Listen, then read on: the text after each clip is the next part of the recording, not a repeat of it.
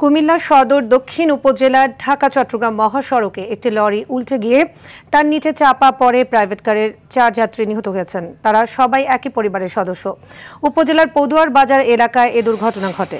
একই সময় লরির নিচে চাপা পড়ে অটোরিকশার চালক ও যাত্রী সহ 3 জন আহত হন। হাইওয়ে পুলিশের উপপরিদর্শক আনিসুর রহমান জানান, ইউ টার্নে উল্টো পথে চলার সময় প্রাইভেট কার ও অটোরিকশাটি লরির নিচে চাপা পড়ে। এদিকে ঢাকা মাওয়া মহাসড়কের মুন্সিগঞ্জের সিরাজদি খানের চালতিপাড়া এলাকায় প্রাইভেট কারের ধাক্কায় আওলাদ হোসেন হাবিল এবং কাইয়ুম নামে 3 মোটরসাইকেল আরোহী নিহত হয়েছেন।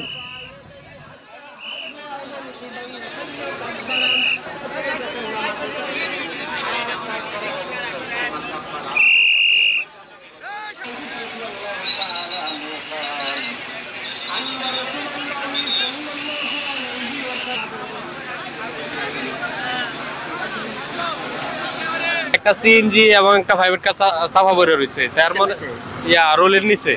তো সিএনজির সাধারণ মানুষের নিয়ে সিএনজি যাত্রীগুলোর বাইর করে হসপিটাল তাৎক্ষণিক পাঠাইছি।